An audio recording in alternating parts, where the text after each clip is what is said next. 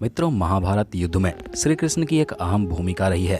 श्रीहरि विष्णु के अवतार श्री कृष्ण सभी कलाओं से युक्त अत्यंत चतुर थे। कहा जाता है कि श्री कृष्ण के चतुराई के कारण ही पांडव महाभारत युद्ध में विजय प्राप्त कर सके। श्री कृष्ण ने महाभारत युद्ध में कई ऐसे चतुराई किए हैं जिसे छल भी कहा गया है।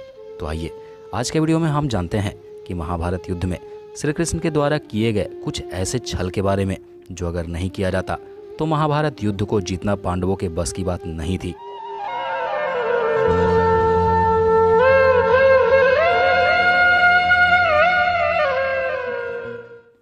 महाभारत युद्ध में श्री कृष्ण अर्जुन के सारथी थे, परंतु संपूर्ण महाभारत श्री कृष्ण के अनुसरण पर ही अर्जुन संभाल सके। महाभारत युद्ध में कृष्ण के द्वारा किए गए चतुराइयों में से पहला है अर्जुन को कर्ण के दिव्यास्त्र से बचाना। महाभारत युद्ध से पहले देवराज इंद्र को यह डर था कि उनका पुत्र अर्जुन कर्ण से जीत नहीं पाएगा, क्योंकि कर्ण के पास कुंडल व कवच थे। इसलिए इंद्र ने ब्राह्मण का वेश धारण कर कर्ण से कुंडल व कवच दान में मांग लिए। कर्ण के द्वारा इनकार न करने पर कर्ण के दानी स्वभाव से इंद्र प्रसन्न हुए और इंद्र ने कर्ण को दिव्यास्त्र प्रदान किया। इंद्र ने कर्ण से कहा कि यह दिव्यास्त्र केवल एक बार ही चल सकता है और जिस पर भी इसका प्रयोग किया जाएगा, चाहे वह इंसान हो या देवता, उसका विनाश निश्चित होगा। कर्ण ने यही दिव्यास्त्र अर्जुन के लिए संभाल कर रखा था। कर्ण यह चाहता था कि इसी दिव्यास्त्र से अर्जुन का वध किया जाए, जबकि कृष्ण यह बात जानते थे कि कर्ण के पास एक दिव्यास्त्र है, वह पांडव कौरवों को हरा नहीं सकते और इस दिव्यास्त्र के रहते अर्जुन कर्ण को नहीं हरा सकता।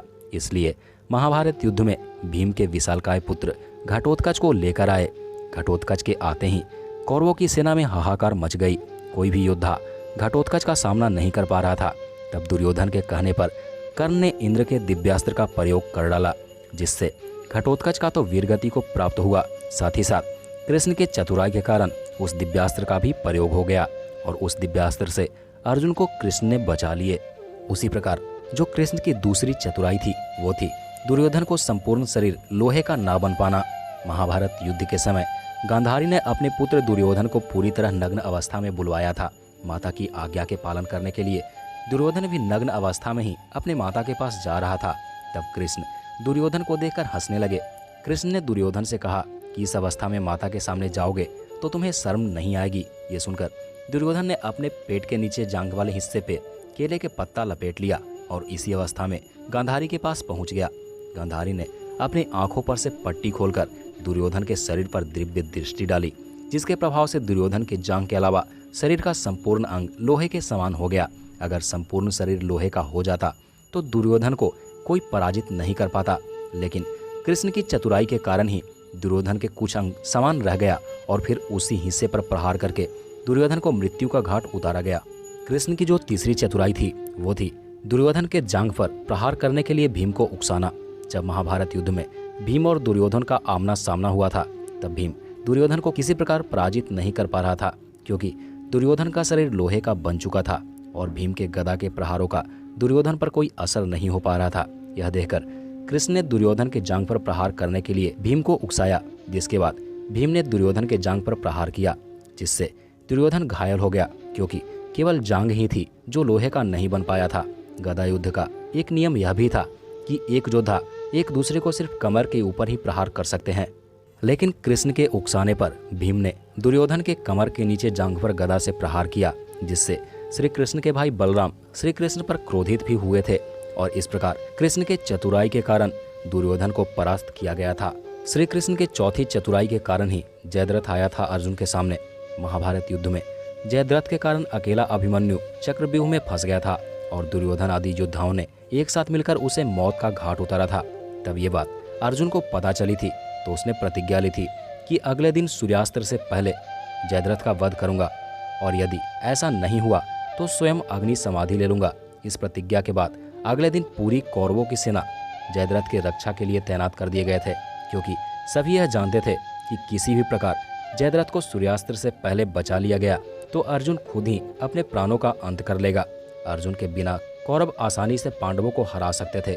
जब काफी समय तक अर्जुन जयद्रथ के सामने नहीं पहुंचा तो कृष्ण ने अपनी माया से सूरज को कुछ पल के लिए छिपा लिया, जिससे ऐसा लगने लगा कि सूर्यास्त हो चुका है।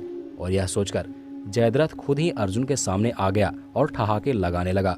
ठीक उसी समय सूर्य निकल आया और इस प्रकार श्री कृष्ण के छल के कारण अर्जुन ने जयद्रथ का वध किया। कृष्ण की जो 5वीं चतुराई थी वह थी अपने चतुराई के कारण अर्जुन को भीष्म पितामह पर विजय दिलवाना। जब महाभारत युद्ध की शुरुआत में कौरव सेना के सेनापति पितामह भीष्म के पांडवों की सेना में तबाही मचा दी थी, उस समय पांडवों के लिए यह जरूरी हो गया था कि किसी भी तरह से पितामह भीष्म को पराजित किया जाए। भीष्म को पराजित करना सहज नहीं था, इसलिए कृष्ण युद्ध में शिखंडी को लेकर आए। शिखंडी पूर्व जन्म में अम्बा थी जो भीष्म से बदला लेना चाहती थी। भीष्म ये बात जानते थे कि शिखंडी स्त्री से पुरुष बना है, इसलिए भीष्म उसे स्त्री ही मानते थे। युद्ध में कृष्ण ने शिखंडी को अर्जुन की ढाल बनाया। शिखंडी को सामने देखकर भीष्म अपने अस्त्र शस्त्र रख दिए, क्योंकि वे किसी भी स्त्री के सामने शस्त्र नहीं उठा सकते थे। जिसका फायदा उठाकर अर्जुन ने शिखंडी के पीछे से भीष्म पर बाणों का प्रहार किया, जिससे भीष्म बाणों की सैया पर पहुंच गए और इस तरह कृष्ण के छल के कारण भीष्म पितामह की मौत हुई। तो मित्रों, ये थे महाभारत में श्री कृष्ण के द्वारा किए गए चतुराई, जिसे छल भी कहा जाता है। और इसी छल के कारण महाभारत में अर्जुन को विजय भी प्राप्त हुई थी। वीडियो अच्छी लगी तो लाइक करना मत भूलिएगा। मिलते हैं अगले वीडियो में।